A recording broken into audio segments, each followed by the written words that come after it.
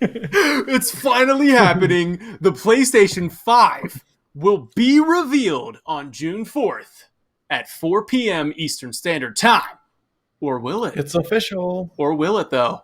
We do know that for Ooh. certain, Sony will be showing us the future of gaming at a PS5 event. We're not sure if the box is going to be there, but we're going to speculate, predict, and have some fun with it. It's going to be a great Hypecast show for game night. We're bringing the hype tonight. It's exciting times. Also, choo-choo. yeah, baby, all aboard the train. Ain't no getting off this train we on, as Barrett would say. What? Yeah. We quoting Barrett. Also, what is Sega up to? We'll get to that in a second. For now, this is Game Night. I am Daniel Hofflich, and joining me in the party chat tonight is Steven Russell. Let's go. I'm going to get the music lined up, and we are going to play it. Let us go. Oh, look at the logo.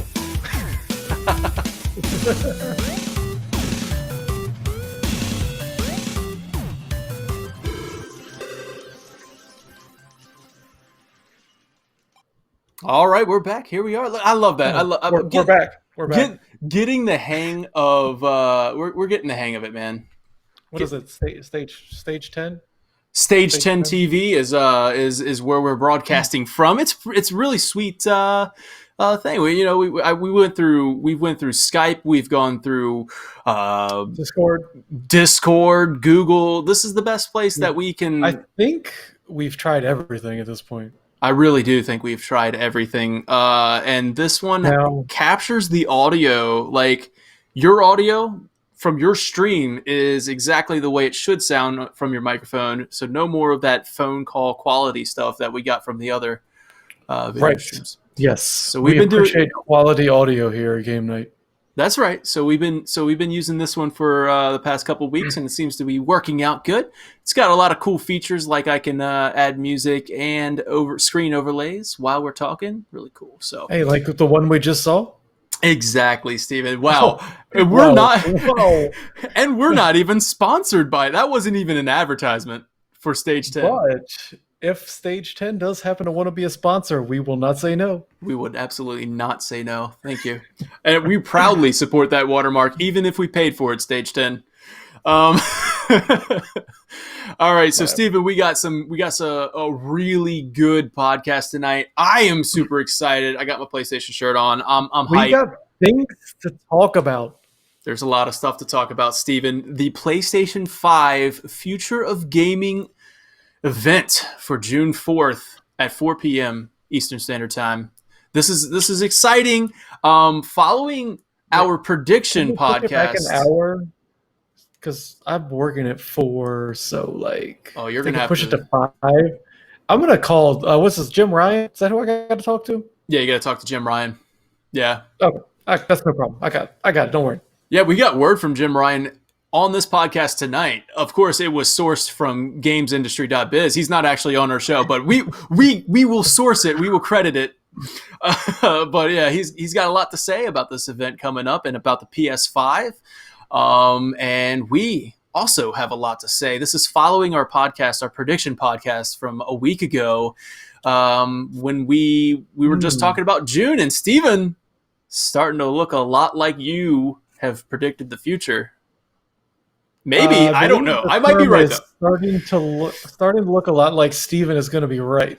I think that's the term. I could be wrong. Could be wrong. I will gladly admit that you are right if they show this console. Dude, I'm still they have to. They have to. Mm-hmm. They have to. But do they, Steven? I mean, they don't. They do. Yeah, that's the thing. I think we're going to see game. This is what I said last week. I think we're still going to just see games. We're going to see. It's just going to be focused on games, first party and third party. I don't think we're going to see the console. I think they're going to tease it. I think they'll say, I think they're going to tease it. I think they'll say something along the lines of hey, stay tuned for July when we do the full console reveal and price and release date. That's just me. I can guarantee that they are not saying a price. I guarantee that. There's like no way they say a price. Like they're. I think, like I said before, I think Microsoft in July is probably going to just plop it all on the table and be like, "Hey, this is what's up." Yeah. And then Sony's just going to follow suit. But I do feel like that console is going to get shown, Danny. They're going to show it. Okay, so listen, I'm hype if they show the console. And I will gladly say, Steven, you were right. They showed the console in June. I'll be so happy. I'll be so happy for all of us. And happy I was wrong. You know what I mean? Do you think we get one of those screen overlay things of the console when it comes, like when we do our podcast afterwards? Oh, through Like, Stage we'll 10 broadcast? Yeah, Stage 10 Of course we can. Of course we can.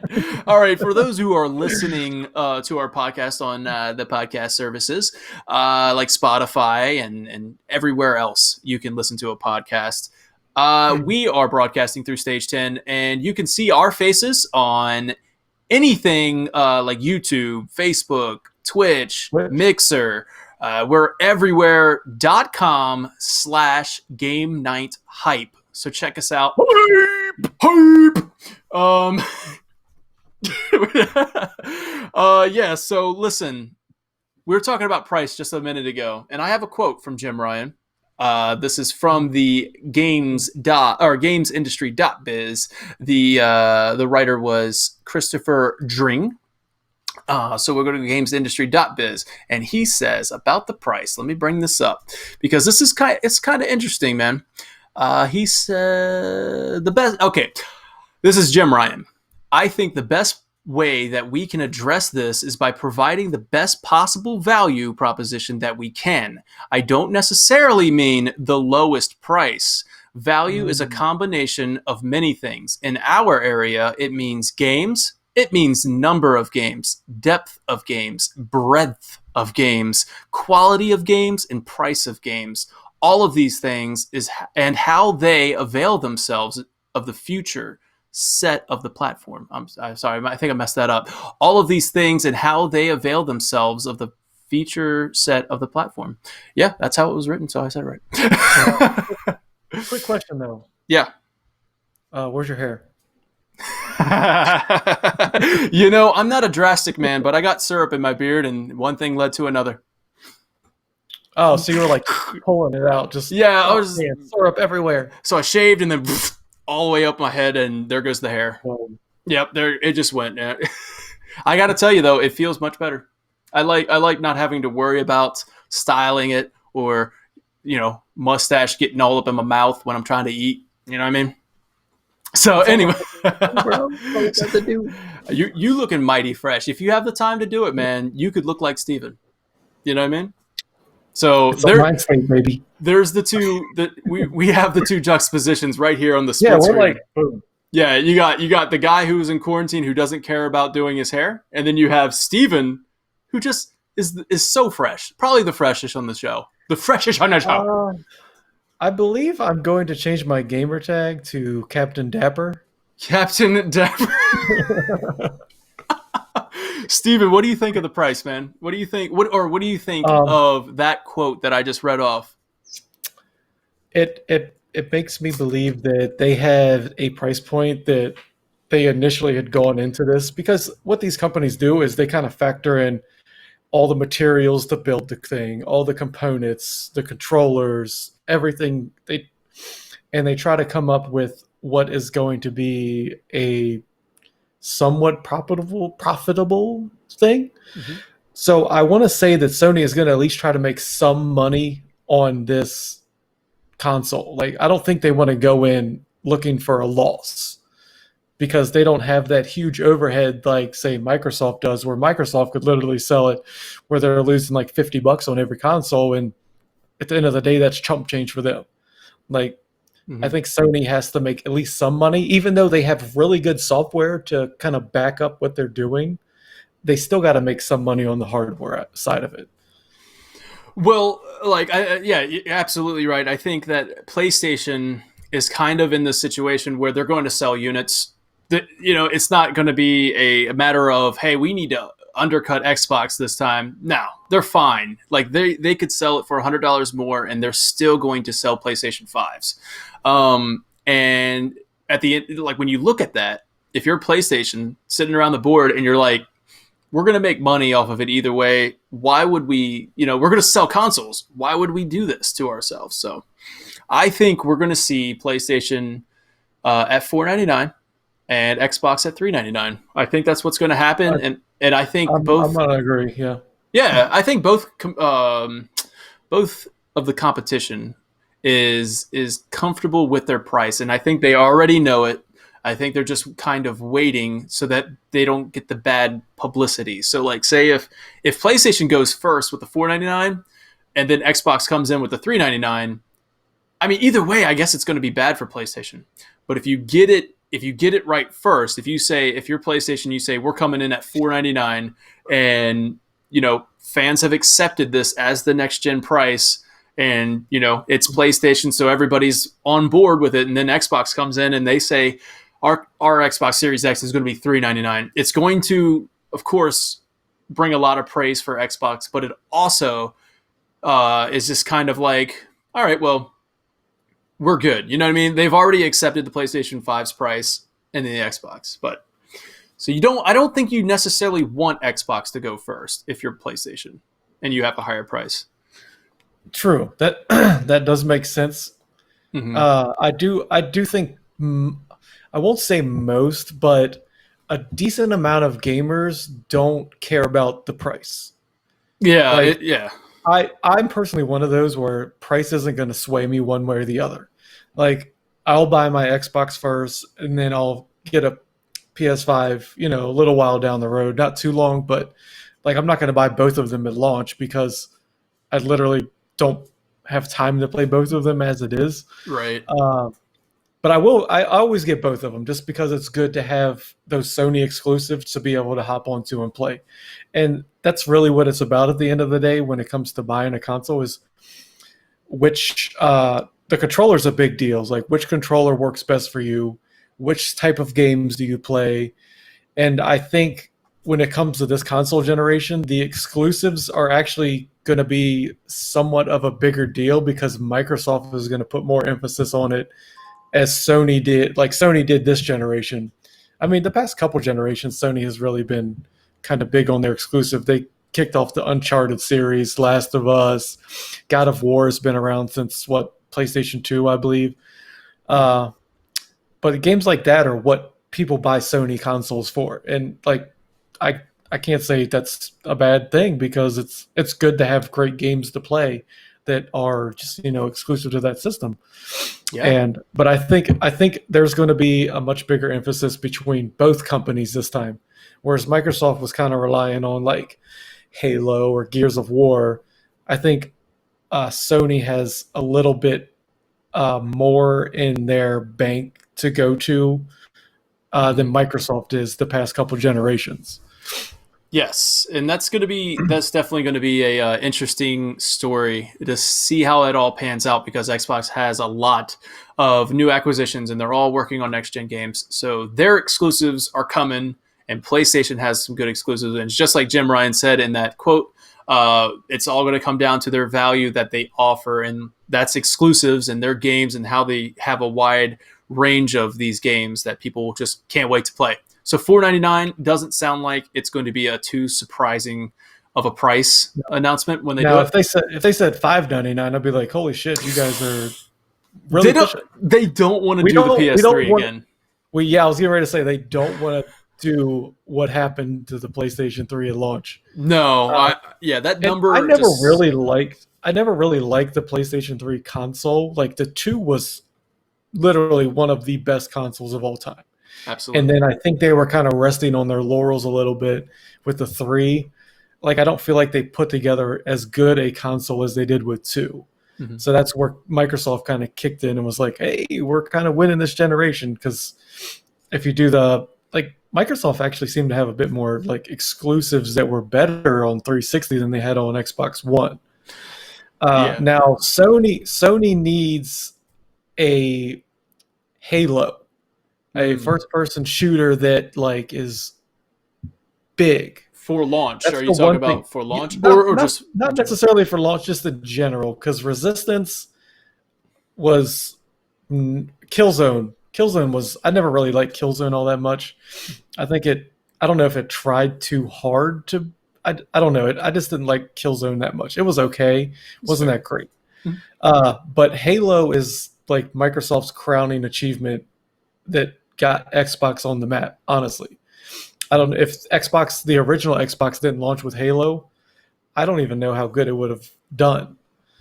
Yeah. Uh, but that's the one thing Sony's missing is like that killer first person shooter exclusive. But third party action games, they literally got that shit on lock. Oh yeah, that's that's the PlayStation game. It's kind of like when Yeah. people say, it's going to be another Ubisoft game. It's like it's going to be another PlayStation game. You kind of know what to expect type thing.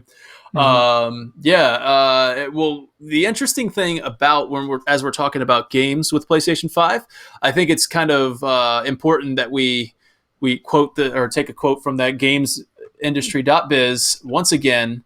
And this is Jim Ryan talking about games and the generations. This is a very interesting one.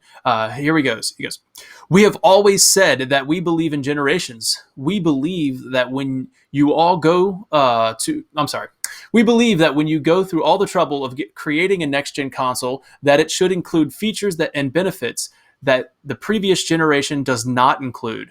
And that, in our view, people should make games that can make the most out of these features. We do believe in generations, and whether it's the DualSense controller, whether it's the 3D audio, whether it's the multiple ways that the SSD can be used, we are thinking that it is time to give the PlayStation community something new, something different that can only be enjoyed on PlayStation 5. So that is a very definitive statement that they are not going to focus so much on this whole cross compatibility thing that Xbox is doing. I mean, of course, it has been kind of up in the air, like, are we or are we not? But I think that is a pretty definitive statement saying, like, hey, Horizon Zero Dawn, you're not going to be able to play that on PS4, or Yeah. Horizon Zero Dawn I 2. kind yeah, I kind of get that too. Which is kind of cool in a way. Mm-hmm. But like, you can't forget about your past. Like, there's some people that like to be able to go back and play those older games, and like, I kind of think Microsoft's doing the right thing from that standpoint. Mm-hmm. Is they're making the Series X pretty much compatible with like everything, Mm-hmm. which is it's really cool to me. I sometimes go back and play a little bit of the older games, but not too often. But the fact that I don't have to like dig out my Xbox One or my original Xbox to go play a game that I'll probably play, I don't know, once again, Yeah. and then it just makes it's like a convenience factor as well as like a cool deal. Like I think it's a pretty cool deal that you can play these games that are on 3 generations of consoles. Oh, absolutely. And I think one thing that a lot of people are underestimating is I think people are underestimating the speed at which you're going to be able to access these games. And then, like, say we'll jump over to Xbox because this is a news story that happened this week where Xbox really highlighted the backwards compatibility and what that means for Series X. Um, Games are going to be enhanced, and that's going to be all done through the Series X with no developer work. You can play an original Xbox game, and the Series X is going to automatically detect where areas of HDR should be, and it will activate it. So this is obviously HDR was not even thought of back in 15 years ago when the original Xbox was Right. out. Yeah. Yeah, so they're going to be able to do this just all locally through the Series X, no dev work needed to enhance it at all. And so your original Xbox games, your Xbox 360 games, and even your Xbox One games are all going to be enhanced. And you'll be able to access these things almost in a snap, even if it's 4 seconds. You know what I mean? Like the loading time is going to be so quick that you wouldn't mind jumping back into these games. Whereas, like nowadays, you have your backlog or your back compat backlog, and you're just kind of like letting it sit there. and because you don't want to go through the loading screens, you don't want to boot up the thing, it takes too long. You know what I mean? So this is going to be super fast, and you'll be able to access these games really quick. And I think it's going to encourage people to go back and play these games, especially if they look better, they run better at 120 frames per second. And you know what I mean? So that's kind of really exciting, and it's kind of a missed opportunity for PlayStation on one hand, and then on the other hand, I really like. I'm with Jim Ryan on this one. I like that when I buy my next gen console, I want it to be something that I can only get this experience on my next gen console that I just paid, $500 for. I want it to be like, I mean, Halo Infinite. Yes, I'm excited that cool, it's on the Xbox One. But I'm like, man, does that mean, like, what does that mean for Halo Infinite? It's yet to be seen, until we get to July where we actually see the game. But like, what does that mean for Halo Infinite? Does it mean that, it was made for Series X, but it's also, capable to run on an Xbox One. So did they really go all in on, you know what I mean? Like, is this all in on the Series X, or is it like we have both consoles in mind type thing? And I look at it like this, though. Like, these games are all built on high-end PCs as is, so they basically downgrade them from there. So they're built on the highest platform, and then they downgrade them from there. And a lot of times, from what I've read, is there's a development team that's focused on the highest gen one with the most graphical prowess, and then there's another team that kind of takes it and puts it to where it can go on an older console. Now, is that for Halo or like 343, or is that just in general? That's for games in general. Like, they build up to build back. Okay, so that makes sense. Make it at the highest end. So they add all the features in, and then they'll take them out as need be to run on a slower console. Like, so they make a lot of these games for the PC. Well, they make them on a PC to begin with. And then they make it for the Xbox One X, and then they have it where it can come to the Xbox, and same for PS4 Pro and the PlayStation 4. Yeah, because you can always patch stuff in. Like, that's one of the cool things about gaming as it is now. Even though it does suck that we get all these updates, but a lot of these updates are to enhance the game. So you get patches for a Series X, and you also get a patch for the One X or the One. Right. Like, so they're being built specifically for that console. You're not getting the same game across all platforms. Yeah, I mean, that makes sense. Obviously, it really does make sense. I'm also kind of curious if they're going to do cross-platform or cross-generation play. I wonder if that's going to be a thing. Like, say, if I bought Halo Infinite, and the thing is I don't have to buy Halo Infinite on Series X and Xbox One. If I buy Halo Infinite, I wonder if I can game share with somebody on Xbox One and we can play together. But I feel like that might give it a little. Somebody, obviously, who's on the Series X has a clear advantage. I don't know if it would run at this, at the same speed, and I don't know how that's going to work. So I'm kind of, skeptical and all of that. But it is kind of an interesting proposition. Yeah. Yeah. Like, I don't know how that's going to work. Right. Yeah. I mean, cause you got to think like even, I mean, like Halo Infinite. They could build different servers for each console so they aren't crossing each other. Right. Which, so that's an interesting one. But like, when we get back onto the topic of like PlayStation and with their definitive like announcement or definitive quote from Jim Ryan saying, we believe in generations. Like, this is when you buy your PS5, you don't get, that PS4 experience. You know what I mean? It's not going to play on PS4. And that to me is really exciting. Like, the fact that, say, if I buy Horizon Zero Dawn 2, if it is even a thing, that can't run on the last gen, and it almost feels like you feel special. I mean, you bought a PS5, and it technically they can make it so it does run on the PS4. Yeah, that's the thing. There's always a way for these developers to make them run on a lesser console. Like, I mean, it might be developed for the PS5, but if they really were told to get it on the PS4. They could. They would get it on the PS4. We just got the Bioshock collection on Switch. I mean, it's possible. Things like this can happen. So no, I mean, from a financial standpoint or marketing or whatever, this is obviously benefiting PlayStation. But in a weird way, Microsoft's, I guess, for bringing out Halo Infinite on more than one like console. Yeah, I mean, it almost feels like a smart move from Microsoft to do the whole, cross Because gen you think about it, not everybody's gonna be uh, upgrading. getting a new console. Like you're Yeah, still gonna have a ton of people playing on the Xbox One. Like so, you can't completely forget about that market. Like if you forget about it, that's like you're just gonna be shooting yourself in the ass because you're missing out on money. yeah, And developers don't want to miss out on money because at the end of the day, sure, they love making games and it's what they love to do. But if they don't make money on the game, they're not going to be able to make any more games.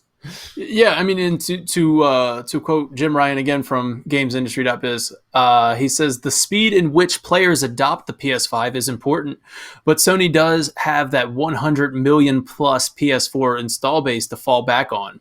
You know what I mean? And he's like, Yeah. okay, this is what Jim Ryan said. That was the question. Jim Ryan said, we have always felt that we had a responsibility to serve the PS4 community for several years after the launch of PS5, and that it represented a huge business opportunity for us.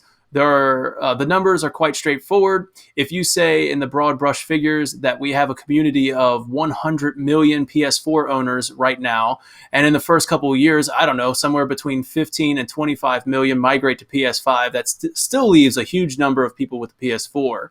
And he just kind of, yeah, he's just kind of like saying that he already knew that. Certainly eye-opening now that the PlayStation Plus subscriptions have like skyrocketed, and they have Last of Us Part 2, Ghost of Tsushima coming out. But it just kind of seems like he just kind of brushed it. Like he's like saying, listen, we have 100 million PS4 players. Eventually, they're going to want to come over, especially once they start releasing these games that are only on PS5. You know what I mean? So does that mean that they're going to just leave Ghost of Tsushima and Last of Us 2 not playable on like No, so it they sounds they like they're they did kind of say, yeah, they confirmed. He actually confirmed in that article that Last of Us 2 will run on PS5 just fine. He didn't say it will run better. It will run. He didn't say like it's going to be enhanced anything. He just said it will run on PS5 just fine. So Okay, so one other thing I want to kind of backtrack on is he's of course talked about the SSD, which they seem to be shoving the SSD down our throat, oh yeah, basically. oh yeah, But he also said the 3D audio. Um, Dolby Atmos has came out and basically said we've had 3D audio for a couple years now. Like nothing that Sony's doing in their 3D audio department is like groundbreaking. Like because Dolby has been doing it already. I mean, yeah. it's kind of cool that they're focusing more on the audio because a lot more people are wearing the big headphones, the gaming headphones, Mm-hmm. so they get a lot more of the sound. Whereas before, most people were just playing it through the TV. But I mean, you look at it now, almost everybody has like their own gaming headset. So Yeah. I mean, but what it does it have to be a gaming headset specifically designed for the PlayStation 5 to get that 3D spatial audio? Like, because I know you got to get the Atmos headset. You can't just magically have Atmos.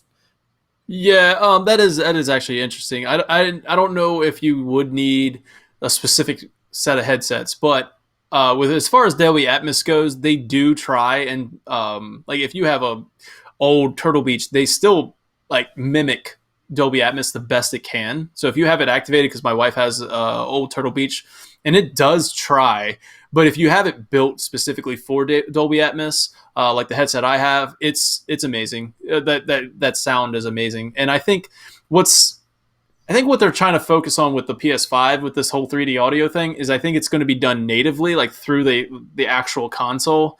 And I think maybe that I don't really know too much about the whole tech side when it comes to audio. I can't really comment too much on it, but it does seem like it's just because it's native. It's coming right from the console, and you'll get this pure sound type thing. But I'm not sure how it's going to difference Yeah, that's what I'm from trying to Atmos. like. Yeah, because I have Atmos on like Xbox One, and it sounds great. So I don't know what the difference is. I guess we're gonna find out, right? Yeah, I would just have to find Maybe, out. maybe they'll have another boring hour-long tech talk about 3D spatial audio. This one has been confirmed that it is over an hour of game reveals, man. They better have So the console reveal. It just said it. I'm telling you, it said the game reveal. You know what? That's a good one to quote. Let's quote Jason Schreier over on Twitter.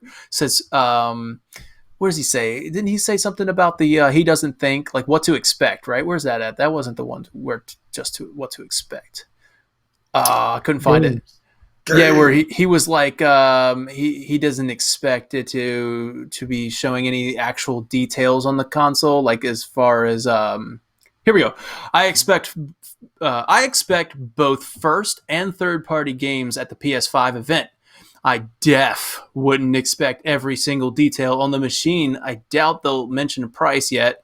Funny that the company that pulled out of E3 is now the one holding the big game reveal console conference in early June. But he's usually correct when he's in his like predictions, and I think what he was saying there is like, I don't think you don't expect to see everything about the console, and it almost feels to me like don't expect to see the console. but I'm on board. I'm on board for games reveals. I'm on board for like an hour long of just this is the PlayStation 5 in action type thing. I want to see the action. Like, I don't want to see a sizzle reel. I don't want to see none of that shit. Right. No, they're not going to do that. I want games, like gameplay. They wouldn't do that after Inside. I swear they're going to actually make it a point. They're going to say, this is actual gameplay. And like, just kind of like drive it home type thing. You know how PlayStation is, where they like to fire back at Xbox. So like Xbox kind of stumbled a little bit with their Inside Xbox a month ago or a few weeks ago. And they didn't show, they said it was a gameplay, Series X gameplay reveal event, and they didn't really show gameplay. And I think a little bit. I think PlayStation's going to be like, look, here's actual gameplay of the PS5, and they're going to actually show not trailers. I don't think they're going to show very many of those. They might have a few CG trailers here and there just to announce things. It's like inevitable with all but yeah, I think we're gonna see these games actually running on the console. That'd be cool. Yeah, man. Now another cool thing. I like it. I like it a lot. I like it a lot. Let's quote Ryan McCaffrey real quick over on Twitter. He says, "Yeah, let's see what he says because this is interesting. I'm not quite sure."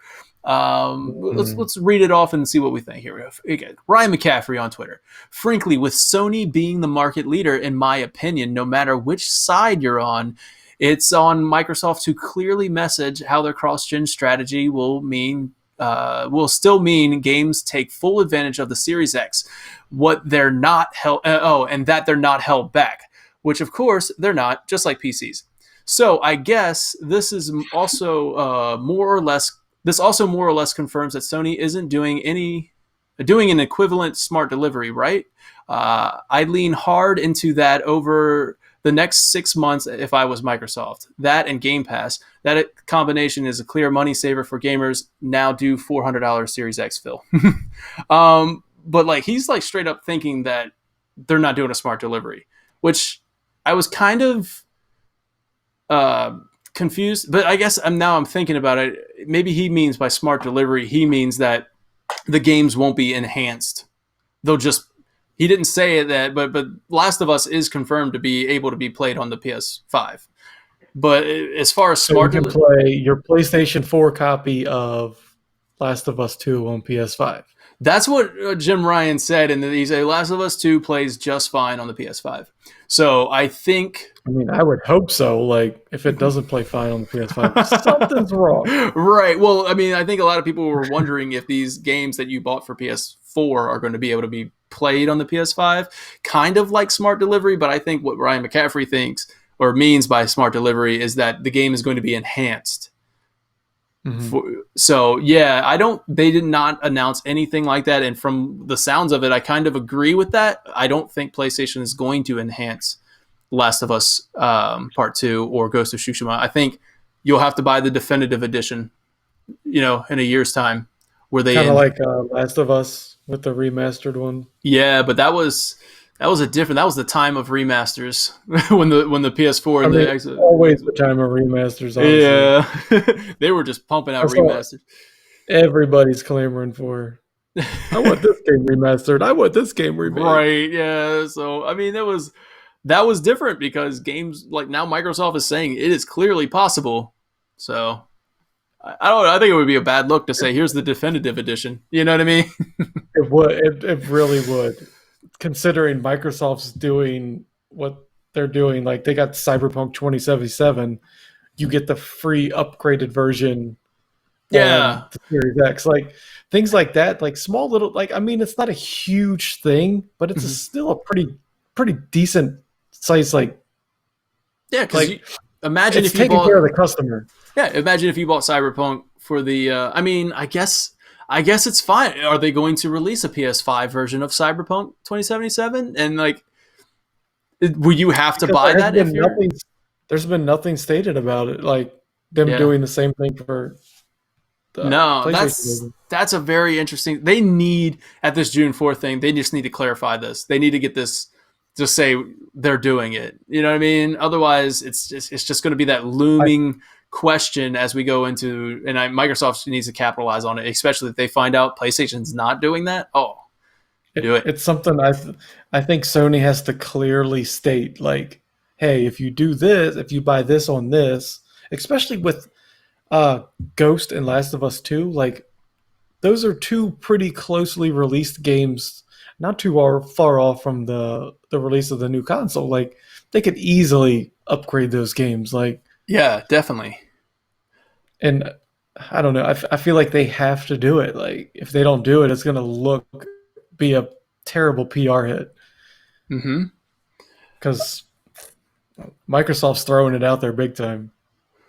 So, Steven, earlier, I think it was actually not earlier this week. I think it was actually last night. The official PlayStation magazine was kind of Ooh, leaked. The yes. cover was leaked, and it has 38 next gen games, first gameplay, and screenshots on the cover. It says, not the actual magazine hasn't been fully leaked yet, so we don't And know.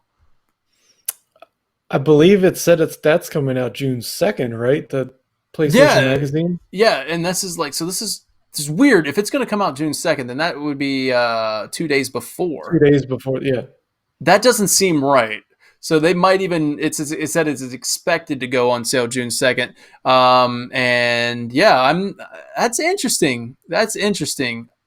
But here's the 38 games, or some of the 38 games. I'm not going to go through all of them, but Well, I saw Valhalla's on there. yeah, Valhalla is on there. And that's considered ETA 2020 launch window, of course. Battlefield 6 is on there on that list, and it almost makes me Okay. wonder: like, are they going to have Do they have screenshots of Battlefield 6? You know, Hmm. like, are they? Or So are they if going they to have, show the event? yeah, if they have screenshots of Battlefield 6 in this magazine, does that mean they're going to be showing it during the PlayStation reveal? It's possible, but it's also could not be a thing because I Yeah, know Sony's kind of got in bed with Activision and Call of Duty. I mean, at least for the PlayStation 4 generation, whereas EA's kind of been with Microsoft on the Battlefield front. I could be wrong. Maybe things are kind of switching up. I don't know. Like, well, I mean, because I know EA's going to have their event too. yeah, that's true. That's they might do a teaser trailer. I don't know. And then you have, Battlefield 6 is coming. and I don't care what they show me, I don't believe it because the Battlefield 5 teaser trailer was the worst. Like it looked nothing like the game. Let's see, we got Dragon Age 4 is on here as well. That's Uh, solid. yeah, Dying Light 2 is listed.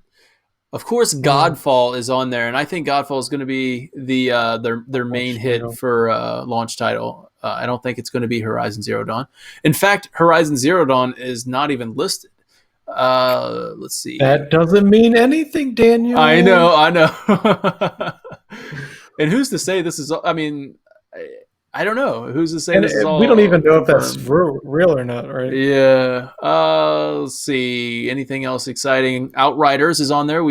I'll talk about that in a second. You got to see the live stream. Yeah, yeah. Yeah, man.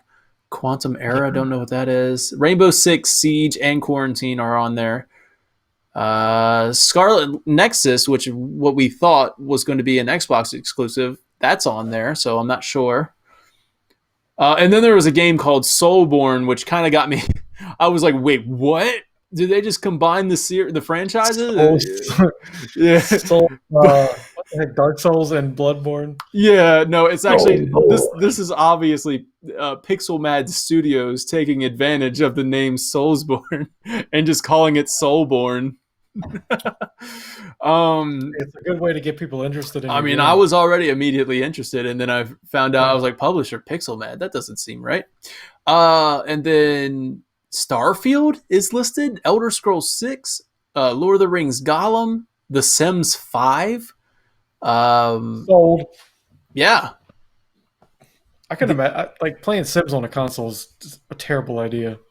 Oh, it was bad, but if you hook up a keyboard and mouse with Xbox, you can manage so much better. Okay, yeah. Because I played the original Sims back when it first launched on PC, and like I used to be all about that shit. Right. Dude, yeah, Sims 3 is the best so far. We had a lot of fun with that one. Yeah, dude, so like do you think those games that are going to be shown at this PlayStation? I mean, who's to say this is actually legit? Apparently it is, though. I don't think all those games listed are going to be shown. There's no way they're showing that many titles in an hour. Is that? Yeah, it said a little over an hour for the PlayStation 5 event.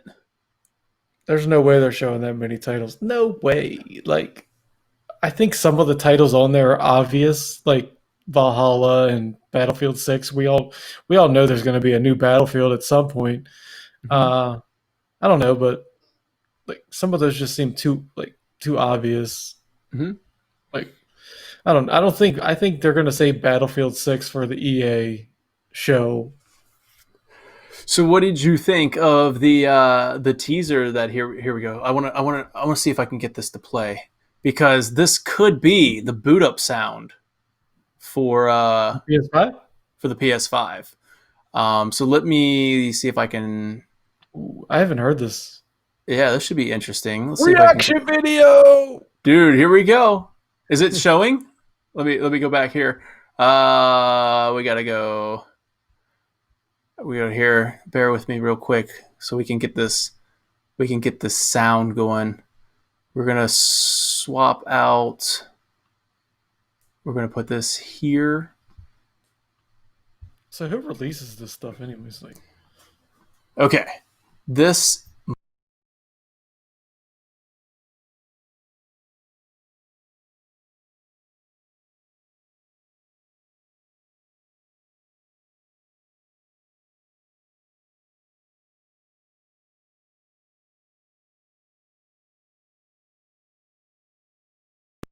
Okay, it didn't seem like the sound picked up on that one. That kind of sucks. We'll figure out the.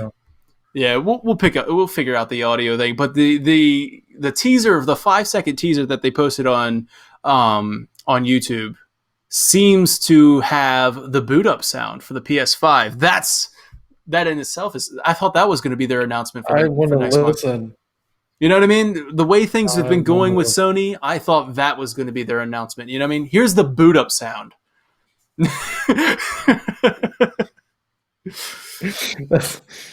They did have a logo reveal, so exactly right. This is the next logical step, but yeah. So yeah, boot up sound. It's possible. Like I wouldn't.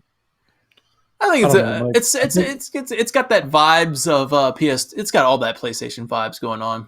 Well, the PS4 kind of has like a chimey sound booting it up or something. Yeah.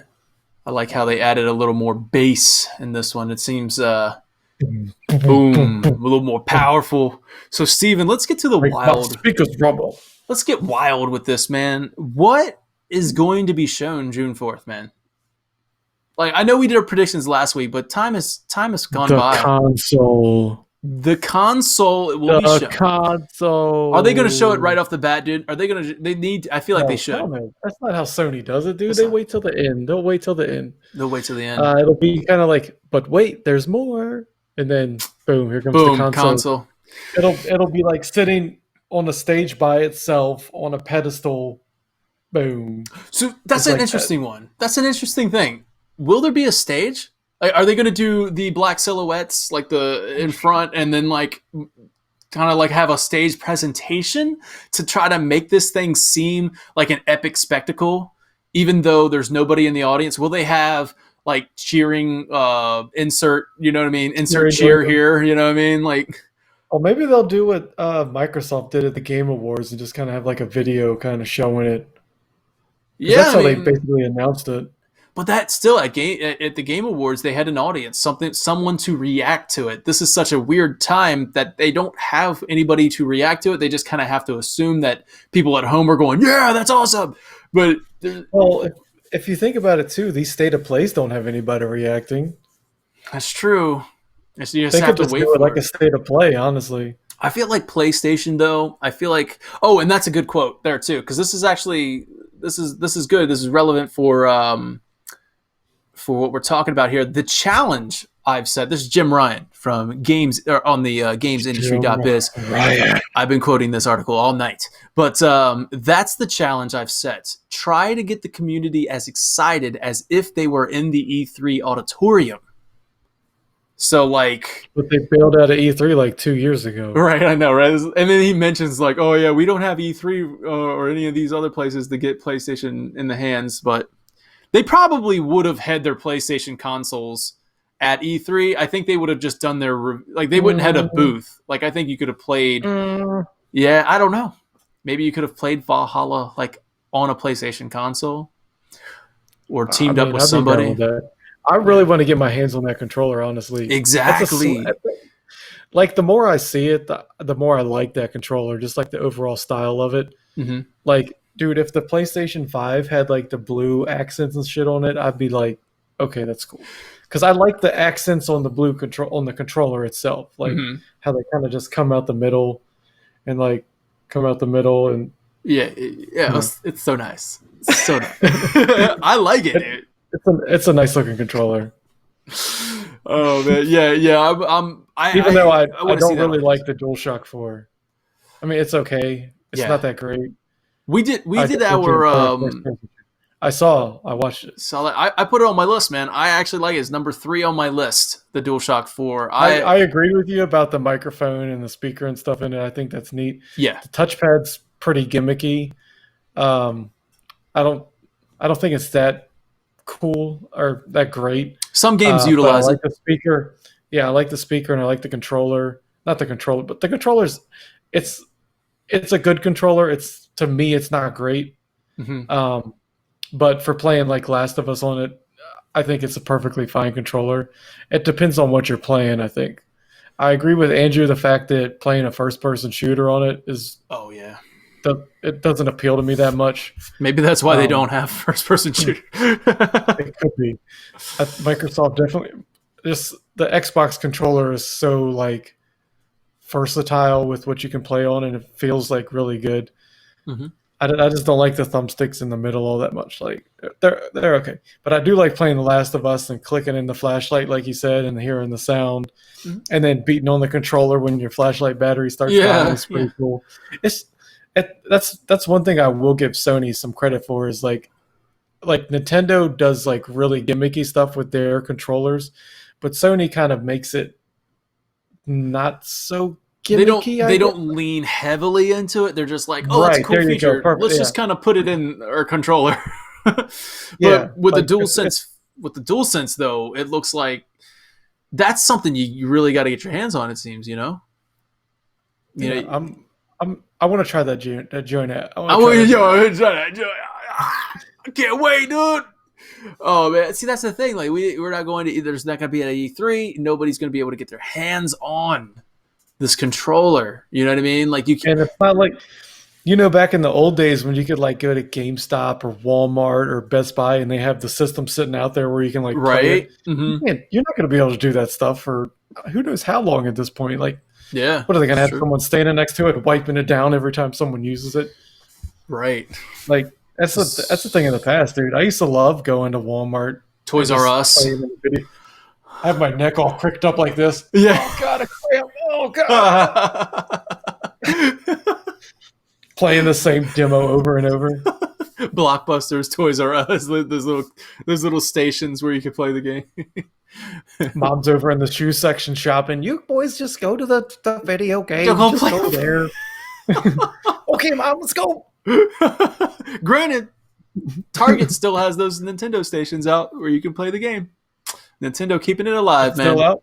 Yeah, like you can play the Switch. It's out there, and they even had a 3DS. I don't know if it's still there, but you can play the Switch at Target. I mean, hey, man, props to Target keeping it alive, or Nintendo. Who knows? Maybe it's Nintendo.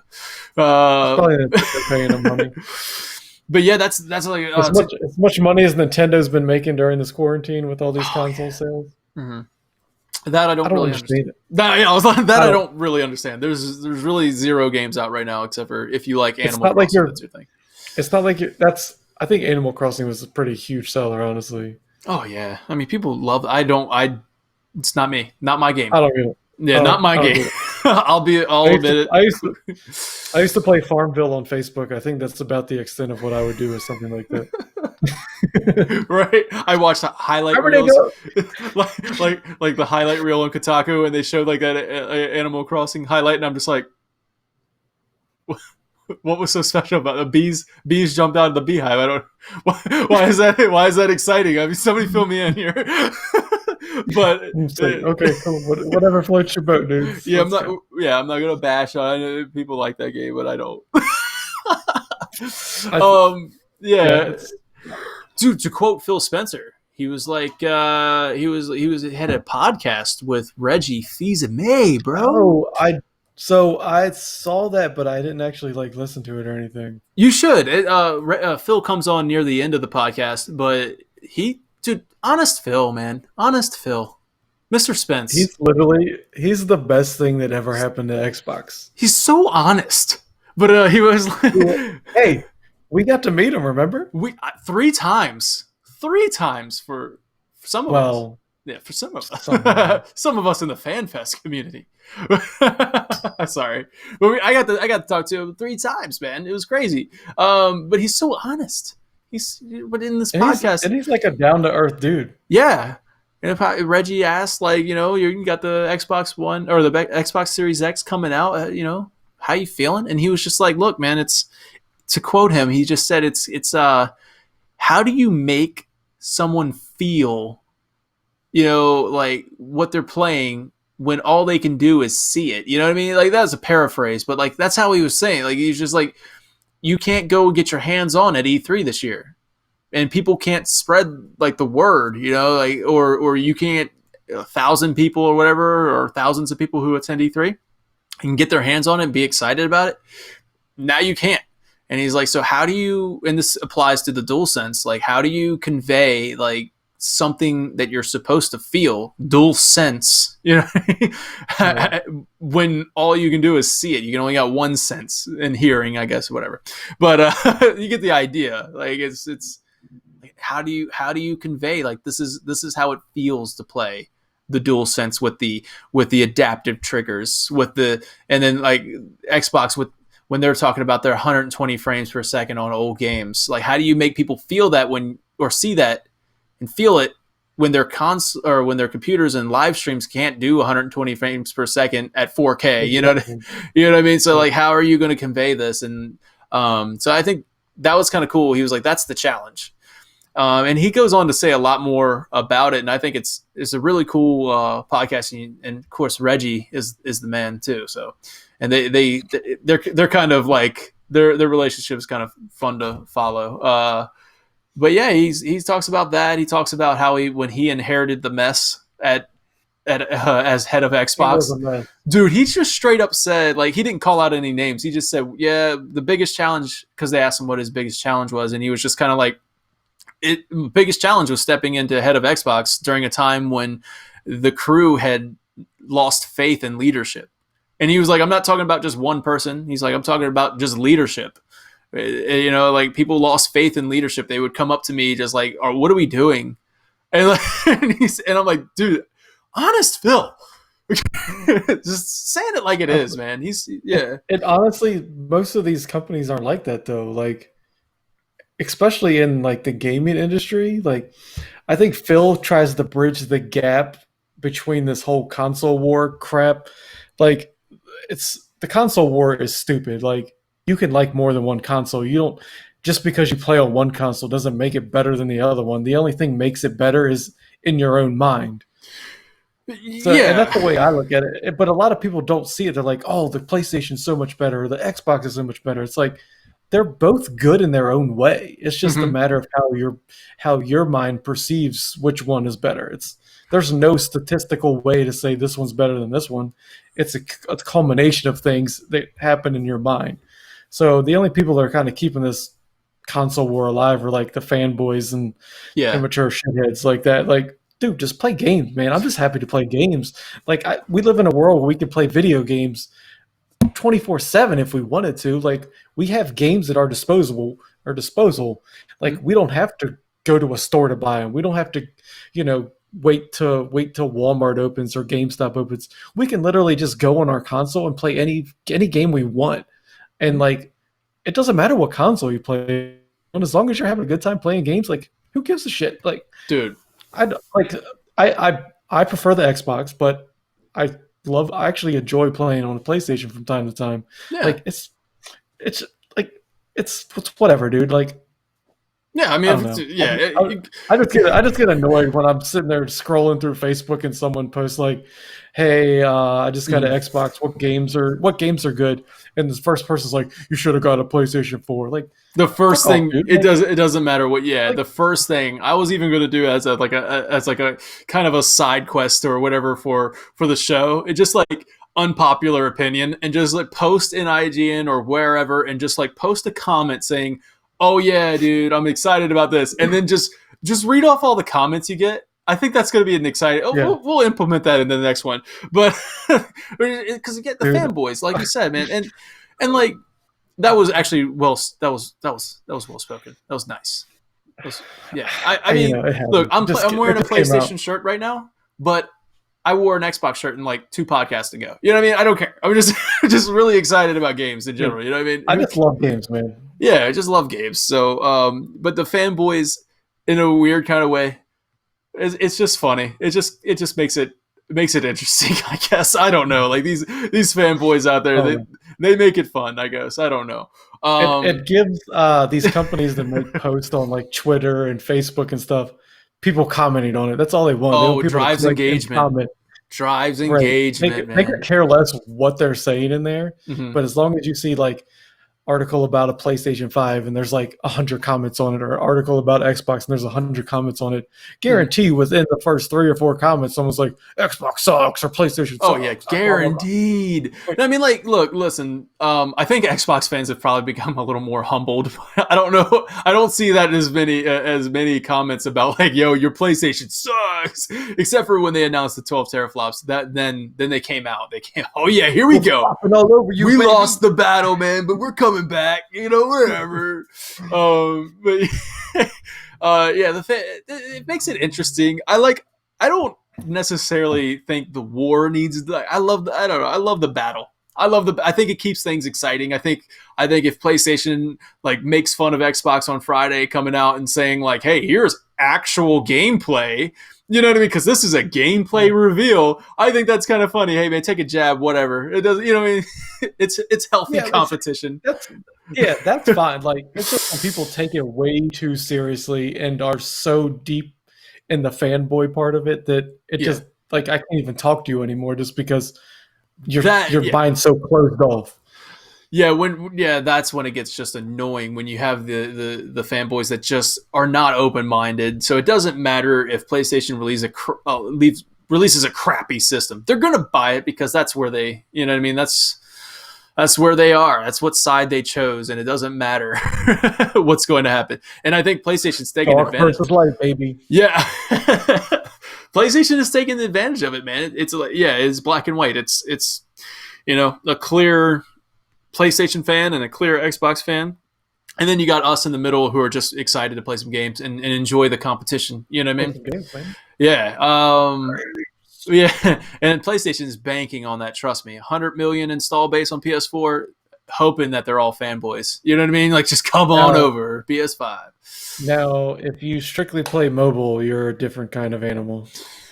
Yeah. That's. We have words for you. No, I downloaded Golf Rivals today, bro. Come on, man. No, dude. Cool. Great. I'm happy for you. No, I'm just kidding. I mean, I'm not kidding. I played a little. It's at that point in quarantine. We're just downloading Golf Rival. Then once I downloaded it, Facebook was like, "Hey, here's a bunch of other golf games for you." Advertisement. Oh God, it's in your freaking brain, dude. Right. All right, dude. I think we can move on safely from PlayStation. I mean, the hype is there. We're excited. We'll be bringing. I'm excited. Yeah, I mean, this is awesome. I hope that they reveal the console. I personally am sticking by my prediction. I don't think we're going to see a console because I think the best way that you can counter Xbox next month is when they're doing the big. When they do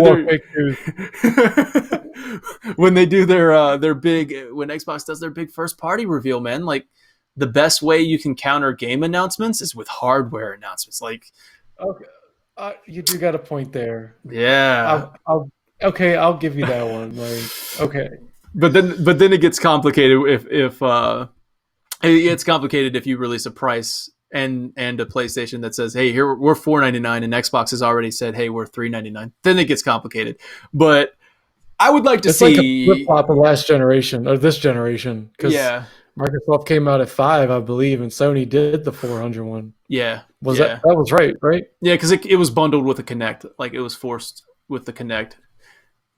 Which I was genuinely excited about.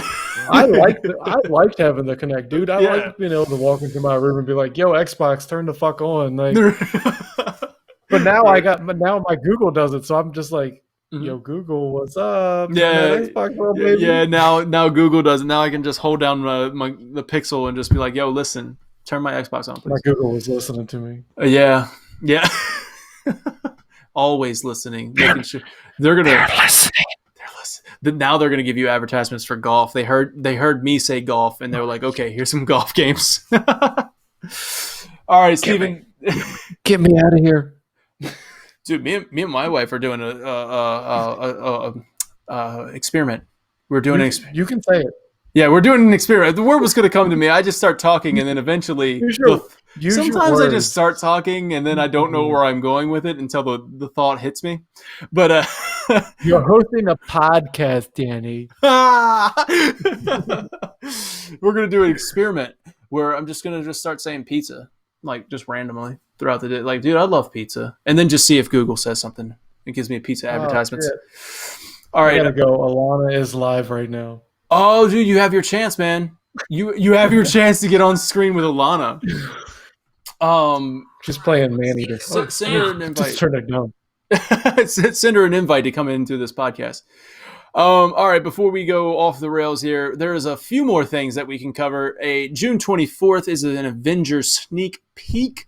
It seems like also from the Square Enix side of things, Outriders had a big live stream just yesterday. That was pretty cool, Steven. What did you think of that? Quick thoughts. So I think it looks cool. Like, it has like abilities and stuff. Like, you have different classes, I believe. I was kind of eating and watching it at the same time, so I wasn't like 100% paying attention. But it gave me like a Destiny, like is it Warframe? Yeah, like a Warframe. Warframe. It gave me that kind of vibe. So yeah, because there's a Warface too, right? Like, there's too many war games. There's the Warface, Warframe. Yeah. But the Warframe, it looked pretty. Like, it looked like it could be a pretty solid game.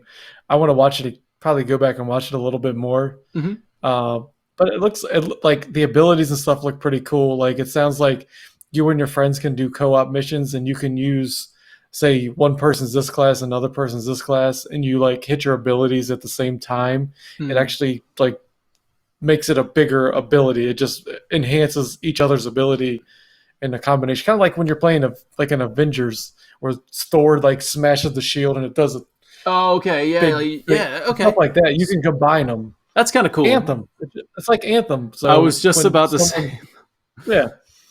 God, that's such that game, man. Yeah. I wish so much more for it. So it's made by People Can Fly, which is the guys that did Bulletstorm and Gears of War Judgment. And it kind of gives me like a Gears of War meets Destiny feel. That was how I kind of walked away from it.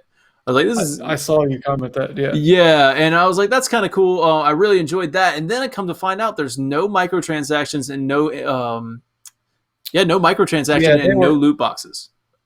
That's what they were really so they had like after the stream they had like it was like 5 quick questions and they were pretty adamant about the no microtransactions, which I don't like necessarily mind microtransactions from a point where it's like you can buy like skins or armor that doesn't like sway the gameplay. But if as long as it's like cosmetic, if people want to spend their money on that, I could care less. It's not affecting the game at all. Sure, they got cool skins or whatever, but like it doesn't affect the gameplay. When it comes to microtransactions and it affects gameplay, that's when I have more of a problem with it. Now, did they say anything about a pass? Like, because you can say no microtransactions and stuff like that, but yeah, that's what I'm wondering. I'm betting they'll have like an Outrider pass. It just kind of seems like, I don't know. They're going to try to make money off of it somehow. I don't know. Unless if they're just dedicated to saying like, hey, here's a co-op game. You know what I mean? It's fun to play. You'll beat it and then you're done with it. That could be different. It could be exciting. It could be like, hey, there's a definite end game. You know what I mean? Like if you're playing Destiny, you know this thing is going to go on forever and ever. But if you're playing this game, maybe they're just like, hey, here's a really fun co-op game for you to play. And it's a story-driven co-op game. Have fun. Maybe, I don't know. I think that would be cool. I like that stuff. Yeah, I think that would be cool. And then we got, what else is there? News stories, Stephen, before we wrap this up. Anything else? What was another one we were talking about earlier? What is Sega up to, man? What is Sega up to? Let's talk about that real quick. Sega posted something like that seems to be Sega. It seems to be going under the radar right now. I mean, I don't know how this is not blowing up because it's kind of it's because of the Sony thing, like. So this guy from Sega, this is from express.co.uk. Dion Dasanaki.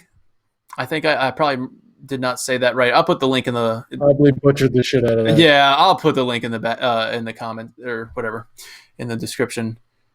Okay, so listen, dude.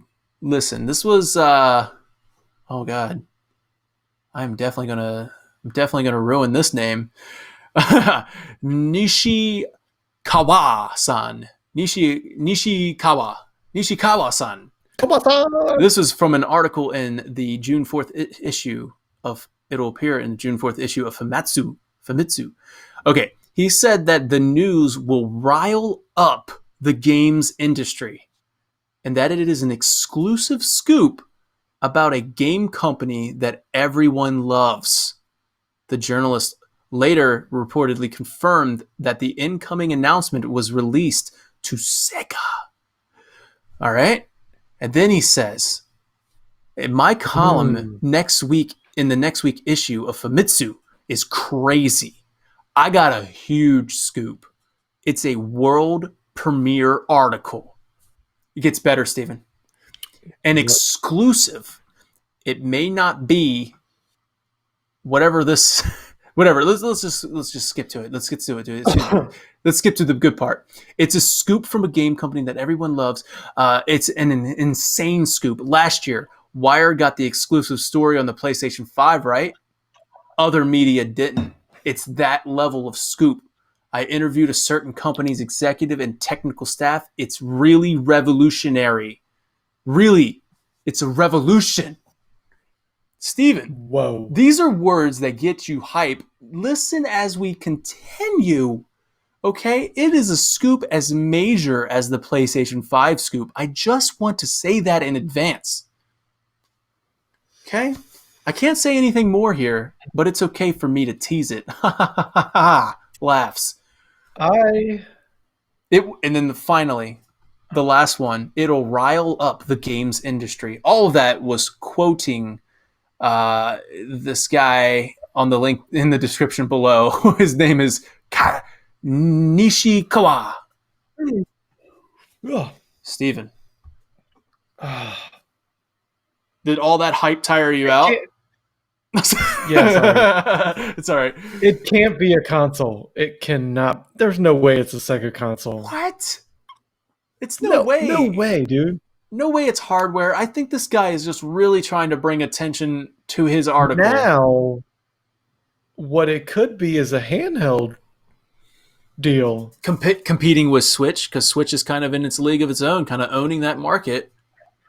Well, I think it might be more like a 3DS type handheld, because the Switch is, it goes both ways. Like, yeah, it's a Switch. Mm-hmm. You can be a console. It could be handheld. It's for me. The Switch is a handheld that can dock. That's me. I consider the Switch a portable generation. I don't even put it in the console generation. Because Nintendo is always late to the technology party, anyways, for the most part. Like, a lot of the stuff on there, the way their Switch is like set up is pretty antiquated, and I think that's part of the reason I don't really like them, because I like companies that kind of push the limits on technology when they come out. Mm-hmm. I don't like playing stuff that's like old. Yeah, technology. I mean, the Switches, they're always trying to innovate, I guess, rather than just enhance the console. Lead the way. Yeah, they're doing their thing, and I honestly think they're in their own category, which kind of makes it seem like, hey, there's no competition really until Alienware does this thing that they revealed at one of these tech shows. Did you ever see that, the Alienware portable device that looks just like a Switch? Just like a Switch. Yeah. But so it's way more powerful. Yeah. So unless if that is going to compete, will Sega do that? I mean, will we see Nintendo versus Sega again? That would be insane. I think Sega might. I just literally thought about that. I'm like, I think Sega might try to do a handheld. That would be so crazy if we got Nintendo versus Sega. And if you think about it, there's like, they only have one form of competition. Now, in order to do that, to make it work, they would literally have to take all the Sega games off of other consoles for that now. Yeah. I mean, of course, you have the ones that are already made, but like from here on out, like everything would just be made for that. And I was a big Sega mark when I was growing up. I like Sega better than Nintendo, which might be why I like Microsoft better than Sony. I don't know, but whatever. Right. I always liked Sega. Like, I was a big Sonic kid. Me and my brother would play Sonic, and I would be Sonic, he'd be Tails, because, of course, I'm the older brother. Yeah, I was Tails. Yeah, I always liked Sega, because she's a bitch. That would be interesting. Okay, so that's a hardware thing, but it just, for me, every time I think about Sega releasing hardware, it's just kind of like too ambitious for Sega. I love the Dreamcast. Like, I stayed in my room for 17 days when it failed.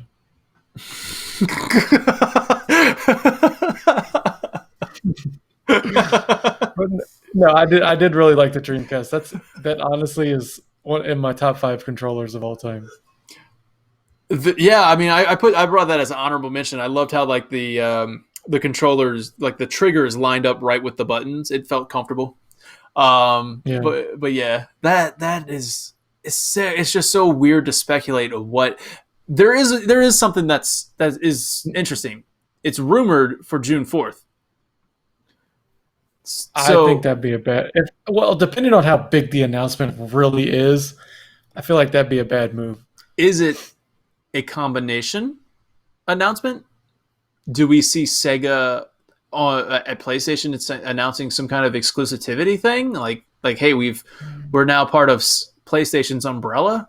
Like, I mean, I don't like that Well, would be big, rile up the I industry, I saw guess. something about. Well, there was a time where I saw an article about Microsoft potentially buying Sega. Yeah, I've seen these things. So are they up for bid or something? What's going on? And then plus, like, is PlayStation going to be? Would they be willing to let their games still be on the Switch because they make money on the Switch? Which is also another reason why they probably would want to put a portable console out there to compete, right? I don't know, man. Like that's there is no real competition. What happens to Mario and Sonic at the Winter Olympics, Steven? Or at the Olympics? We're going to lose that if they do a competition. You know, we'll have to get over it. We would lose that. Would it be a collaboration with Nintendo? I think I was talking to one of my friends, Steve Robeson, and he said, "What if it was that dream Mario and Sonic game that we never got? Rather, not the Olympic stuff, but what if it's like, here's a merge of Sonic and Mario gameplay." I mean, they play two totally different styles. They do. It's weird. Like Sonic's literally like blazing fast through the thing, and Mario's this fat little plumber that. It sounds like a Nintendo gimmick to me. Here, Mario's new power up is Sonic shoes, and then like Sonic puts on Mario's hat and grows a mustache, and starts fixing all your plumbing. Yeah, right. That sounds like a gimmick they would do. That'd be interesting. I don't know, but would that rile the industry? Would that rile up the industry? I don't think it would rile. This is one of those things that have me so like. I'm just probably going. June 4th is going to come around, and I'm just going to be like, really, like. So this dude's just blowing a bunch of smoke up our ass, and he's trying to get people like to buy like the a new Sonic game coming out for everything, right? I mean, Sonic was supposed to have big announcements every month. They announced at the beginning of the year, and then the whole quarantine or the COVID thing happened, and like we haven't gotten the Sonic updates, and they were like, "Hey, just stay tuned. We got a big one." There's so many dormant Sega franchises that I would love to see like brought back. Mm-hmm. Like maybe someone bought them. Like I don't know. Yeah, if there's been rumors that like, hey, Microsoft could be buying Sega, and now it's like, is PlayStation buying Sega? Like, what is going on? Is Sega up for sale? Like, are they hurting? And like, if Microsoft for a while can put on their Xbox Game Studios, if they can have Sega listed, that's kind of a pretty big deal. That is a pretty solid deal because the back catalog of Sega franchises are like they're really, really solid titles that I grew up playing in my childhood. Like, I mean, they just did a Streets of Rage 4, so yeah, like there's more in the pipeline than just that. And PlayStation, or not PlayStation, but Xbox and Nintendo play nice, so Sega could be like, as long as we can still get some games on the Switch, and then like, yeah, sure, why not? Well, you think about it, we Minecraft got Cuphead still comes out on everything. Yeah, we got Cuphead, Ori, they're all on Switch. Come on over. Yeah, I don't know. Why not, right? That could be interesting if that's the case, then PlayStation does their big reveal, and then would it get overshadowed though? Like if hey, we're part of Xbox now, and they're like, okay, cool, whatever, you know. Yeah, I feel like that's a stupid way to do anything. Yeah, that's what it says in the article. It did say inbound for June. Unless they're announcing it at the PlayStation conference. That's where I'm leaning towards. If it's going to be on the same day as the PlayStation conference, it just seems like that's the case. You know what I mean?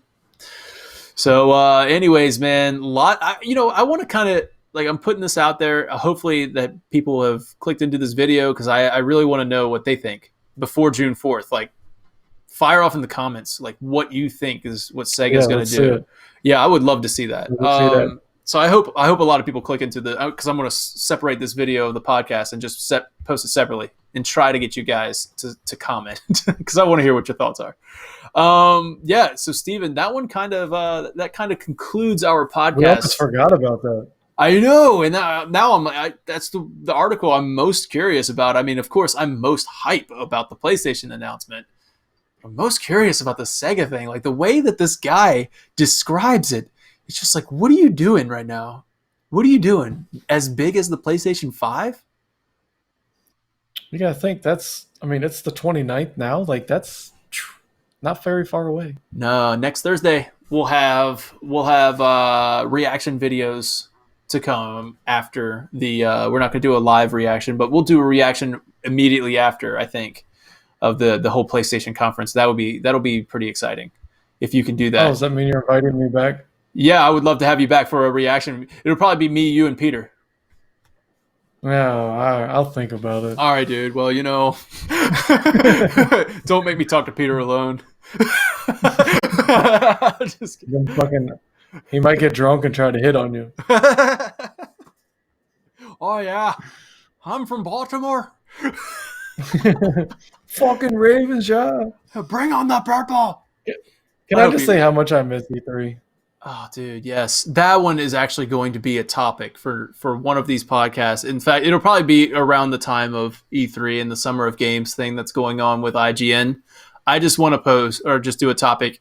I miss E3. And then we can just talk about what it means, like what E3 When meant. we can flash up pictures when we were at E3. Yeah, it'll be like a memoriam because who knows if it's coming back. Yeah, I think they need it more now than ever. You know what I mean? Because I don't like the whole thing that they got going on. This is the perfect year for us. Yeah, exactly. It's so weird that the schedule that IGN posted, then Summer Game Fest is posting a schedule. It's just too much to keep. I just like my week long. I'll just take off of work and just sit there and watch my live streams. But oh well. It's what we got to deal with. Right. Stephen, thanks so much for joining me in this podcast. Yeah, I look forward to the next one because the next one's going to be hype, even more hype than today. Hopefully. I'm here as long as you don't have it 11 o'clock, so we're good. Yeah, that was the Tuesday podcast. We might have a Tuesday show. Yeah. Stay tuned. All right, guys. Peace. Bye.